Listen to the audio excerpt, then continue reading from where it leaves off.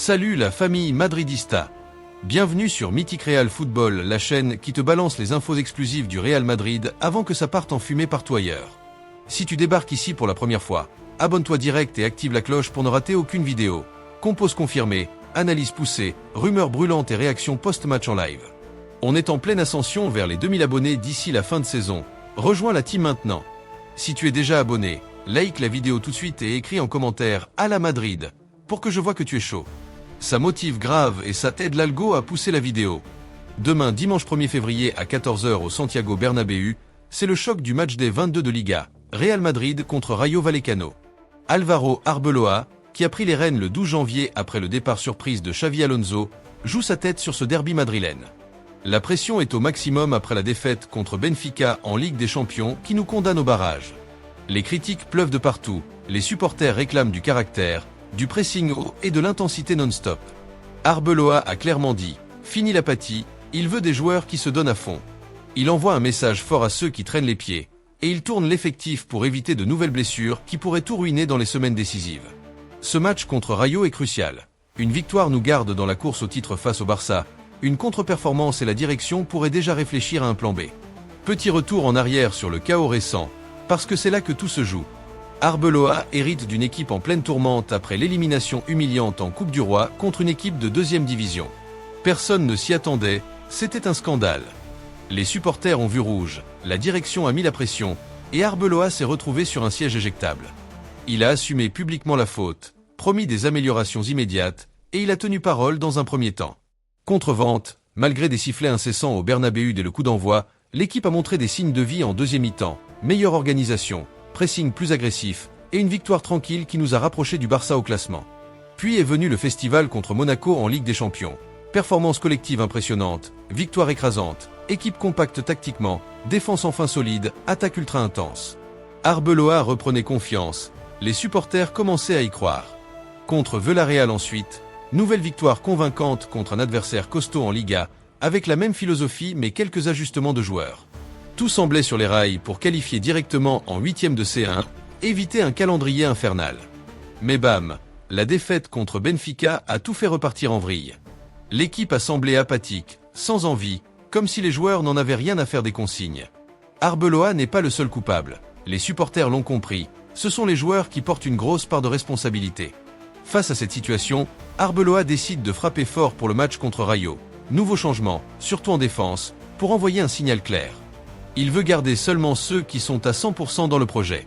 Rotation obligatoire aussi pour préserver les physiques, car les prochains matchs, Liga et C1, peuvent sceller son avenir. Côté blessure, enfin une bonne nouvelle, le nombre de cas diminue à Valdebeba. Le département médical a moins de joueurs en rééducation, Arbeloa aura presque tout son monde. Mais la défense reste le point faible, peu d'options disponibles, donc changement nécessaire pour des raisons tactiques et physiques. Au milieu et en attaque, il garde l'ossature qui a cartonné contre Monaco, structure similaire, avec quelques retours de joueurs reposés.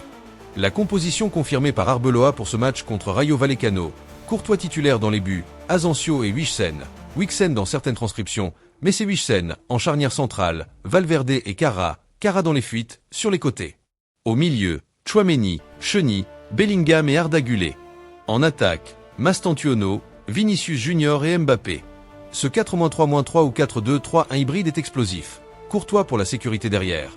Une défense jeune mais solide avec Asensio et Wixen qui montent en puissance. Valverde qui apporte de l'agressivité et des relances longues sur le côté droit. Carra pour la vitesse à gauche. Milieu équilibré avec Tchouaméni en récupérateur. Bellingham partout sur le terrain et Arda Güler créatif. Devant, le trio Mastantuono Vinicius Mbappé promet des étincelles. Vitesse, dribble, finition clinique. Mbappé en pointe centrale pour exploiter les espaces, Vinicius à gauche pour humilier les défenses, Mastantuono pour surprendre. Pendant que l'équipe se prépare à entrer sur la pelouse, la direction n'attend pas, des rumeurs de changement de coach circulent déjà. Selon le journaliste Ramon Alvarez de Mont, Unai Emery est en pole position si Arbeloa saute. Des contacts ont eu lieu ces derniers jours pour sonder sa disponibilité et son intérêt. À 54 ans, Emery est un entraîneur expérimenté avec 4 titres de Ligue Europa à son palmarès. Son parcours est impressionnant. Début en 2004 à l'Orca Deportiva, puis Almeria où il se fait remarquer. De 2008 à 2012, il dirige Valence, son premier gros job. En 2012, Court passage au Spartak Moscou avant retour en Espagne. De 2013 à 2016 à Séville, 3 Ligues Europa consécutives. Puis PSG de 2016 à 2018, Arsenal 2018 à 2019, Villarreal 2020 à 2022 où il gagne encore une Europa League, et depuis 2022 à Aston Villa avec contrat jusqu'en 2029. Emery connaît parfaitement la Liga, il adore le foot intense et tactique. Serait-il l'homme pour relancer le Real? Madridista, c'est à vous de jouer. Votre avis compte énormément. Dites-moi en commentaire, pensez-vous qu'Unai Emery serait un bon choix pour la saison prochaine? Ou vous préférez garder Arbeloa, voire revenir Zidane, Xavi Alonso ou un autre nom? Soyez honnête, je lis tous les commentaires et je réponds aux plus pertinents. Si tu veux que ta réaction passe en story ou en vidéo suivante, mets du cœur dans ton message. Si cette analyse longue et exclusive t'a captivé, like la vidéo maintenant, chaque like booste l'algo et aide la chaîne à grandir. Partage-la avec tous tes potes madridistas, et si tu n'es pas encore abonné, fais-le tout de suite. Clique sur « S'abonner » et active la cloche. On poste tous les jours du contenu de qualité, pré-match en live, réactions immédiates, décryptage transfert, analyse tactique.